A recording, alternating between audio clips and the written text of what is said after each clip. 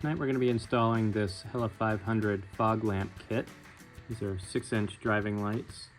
It actually has the H3 SAE approved bulbs, which means that you can drive on a normal road with them. They're not off-road lights.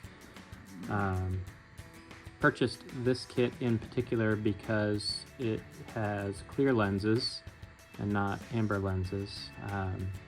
Although I did want the amber lens, so I figured I had two options with the clear lenses. I guess I have three options. One, I can put an amber bulb into these. These come apart. I can put an amber bulb in if I want. I can also put an amber glass lens on at some point if I'd like. Or what I'm trying right now is I actually picked up these amber, actually these are yellow and not amber, but I picked up these Lamin-X, I guess they're like a stone guard sort of thing, but they're basically just a piece of thin film, and so that will tint these yellow. So trying to stay away from making too many commitments before I know exactly what I want.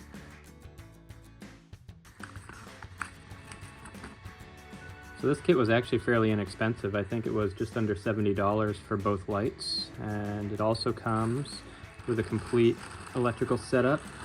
It comes with a wiring harness and a relay and a switch, so we can run this up to somewhere within easy reach of the driver, so that you can flip on the fog lights when you want. It also came with stone guards for the lights themselves, so you can keep these on when you want, or you can keep them off. So I think they look pretty sweet. So these stone guards go on very easily. They just sort of fit right over the lens. There are some tabs that go over the housing, and then ultimately just clips on the bottom. So that's that. The mounting brackets for these are very simple, but the way that this works is there's a through bolt. So this bracket simply goes over this mounting location here, and then in the mounting housing there's actually some tabbed slots so that this can lock into place. So I can actually get this at a nice 90-degree angle. And alright, so where are these going to go?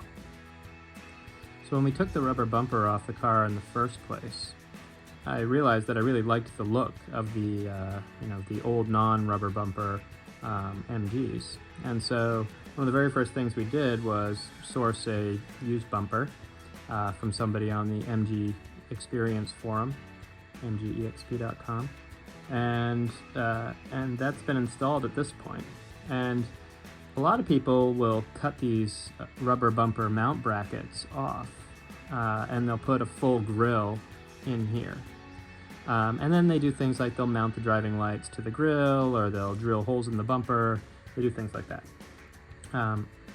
But I actually ended up leaving the rubber bumper brackets because, I thought to myself, I don't think I'll go back to a rubber bumper, but when we sell this, it'd be nice when we sell it to include the rubber bumper with the car, just in case someone ever wants to go back to, the rubber bumper. So I didn't want to cut the brackets off, and I figured, if I could find the right driving lights, that I could just install the driving lights to these brackets. And so, that's what we're basically going to do. And there's actually, on each bracket, there's a metal tab here that's about an inch. And so this metal tab sticks out, and there's a perfect spot at the bottom of it to drill a hole. So I've actually already drilled a 7/16 inch hole here. This is where the first driving light's going to go. So why don't we just put that there for a moment so that you can see what it's going to look like.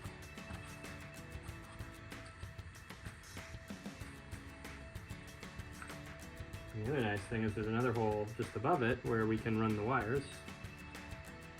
And then they can run back into the engine bay.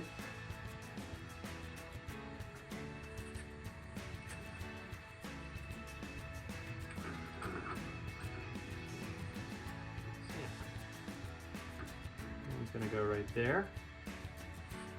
And then and the other one's not quite ready for prime time yet. I don't have a hole drilled, but the other one's basically gonna go here. And I think that's gonna look pretty awesome when it's ready to go. So my first step is to get this one mounted just right, and then I'm gonna go get a helper, and they're gonna come out and we're gonna get this one side positioned properly, and then we'll drill a hole on this side for this one. So let's get this one attached now. And then we can start our other one.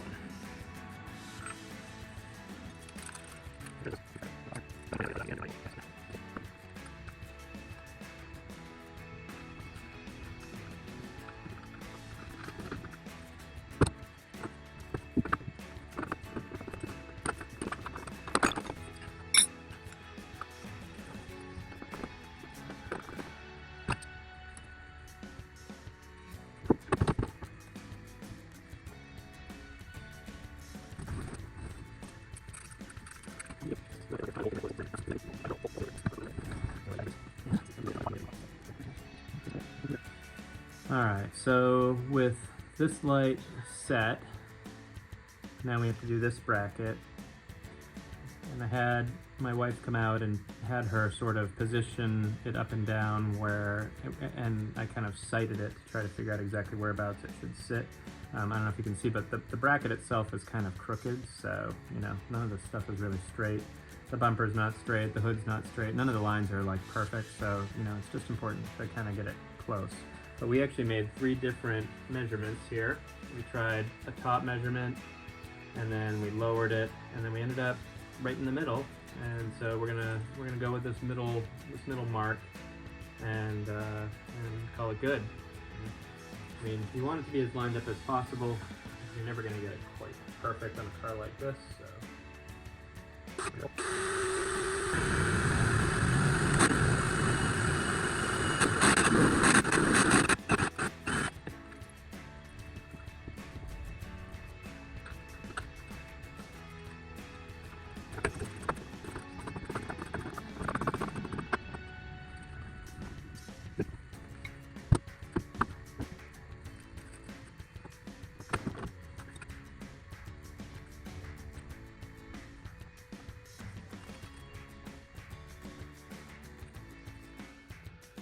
Alright, I think I finally have the wiring figured out for these driving lights. So I've got everything laid out here, and I just want to go over my understanding of it.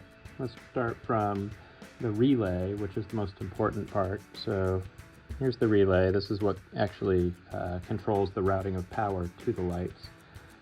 One thing to understand right off the bat is on our MGs, the black wire is the ground wire in our electrical systems. But with this Hella system, the blue wires are actually the grounds. So we just have to keep that in mind. So you've got power from the positive battery through the red wire, through the inline fuse that goes into the relay, and then power flowing out of the relay via the black wire that goes to the lamps. And then the lamps ground back into either the frame or into the wiring harness. There's a ground off of the relay that mounts to the frame as well. So then the question is, okay, well, how do you trigger the relay to connect this circuit so that power flows from the battery to the lamps? And that's where the yellow and the green wire come into play. So the green wire here's your little switch, on-off switch. But basically we've got green in, yellow out, and blue ground.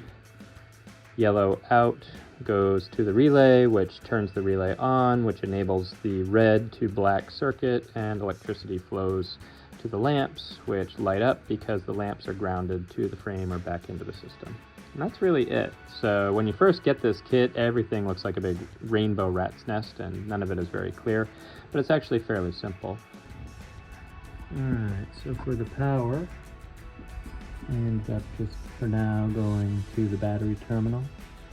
I'm going to pick up a little battery terminal extension, a mini bar that I can use to attach accessories to, although I don't know what else I'll be attaching at this point, but we basically got our power wire that runs to the relay. It sneaks down here, end up mounting the relay to an available bolt hole right here on the front inside wheel well. So that was pretty convenient. So we've got our power running into the relay there, and then the black wire is power running out, which runs down to our lights. And here we are with the lights. So we've gone with the Lamin-X yellow shields, which actually cuts down on the luminosity a decent amount, but it really does give a nice yellow look, and we'll see that in a little bit. The switch, we ended up wiring to the light circuit, so you can see it there on I think it's number 3. So it's on the unfused side, and basically it's got its own inline fuse, which was a 2-amp fuse that quickly blew. I just bumped it up to a 3-amp fuse, and hopefully that's not going to overpower the switch, but basically that's the switch power. It only works right now when the light circuit is live. And then the switch runs to a signal wire, yellow signal wire, which you can see there coming out of the firewall port, and the yellow signal wire runs down here to the relay. So, pretty simple system. We've got power from the battery to the relay to the lights, and then there's a ground on each light, the blue wire. And then you've got switch power coming from the light circuit and then running to the signal wire, so that's what controls the relay. So when the relay is open, that's when the switch is open, and when the switch closes, it closes the relay, connects the circuit, and the lights come on. Alright, so what I've done here basically is just, for now, I've relocated the high beam indicator from down here to up here, because I really want the lights. Here's my light switch. So I really want the light switch, this is the driving light switch.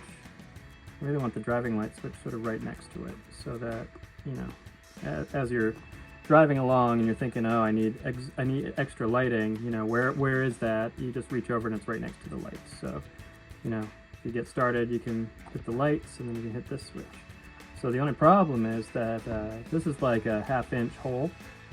So that's what this was up here. It's like a 1/2 inch. So this is a 1/2-inch hole, but this, I don't know what this is. It's like a 3/4 inch thing. So I have some step drill bits that I picked up.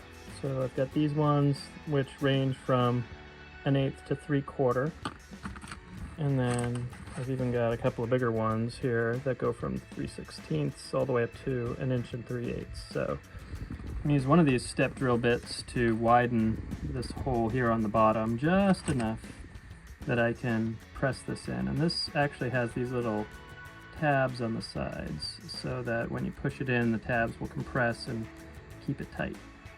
And I think the way that I want this is, you know, I want to be able to quickly hit it when I want it, so I want to be able to turn it on by pressing it down, and then turn it off, we'll press it up, just like this, to turn these on, whoops, to turn these on, press them down, turn them off, press them on. So same idea.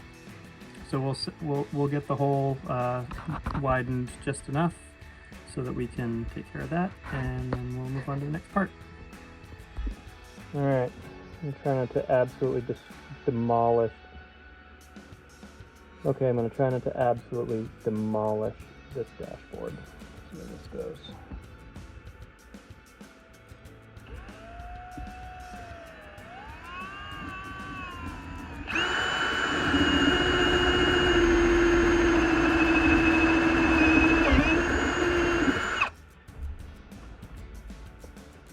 That's it. There we go. That's pretty good. Yeah, I think I can probably work that in.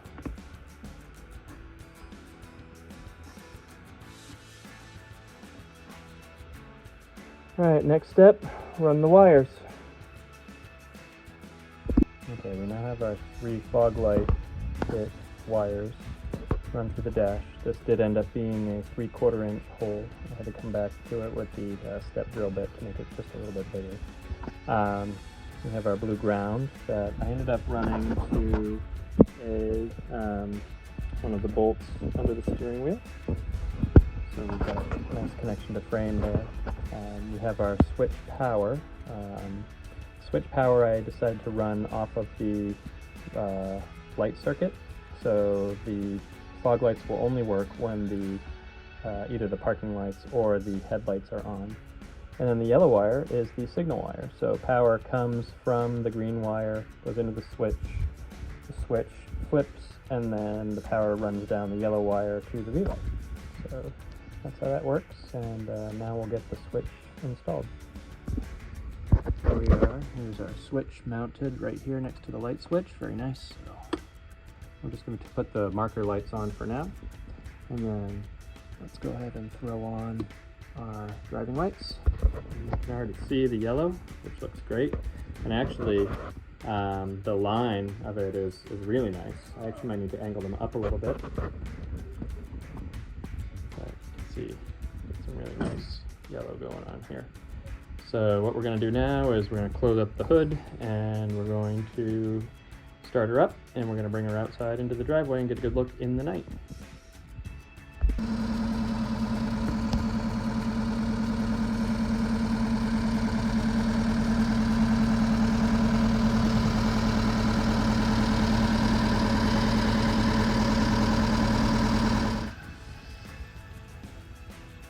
Pretty awesome.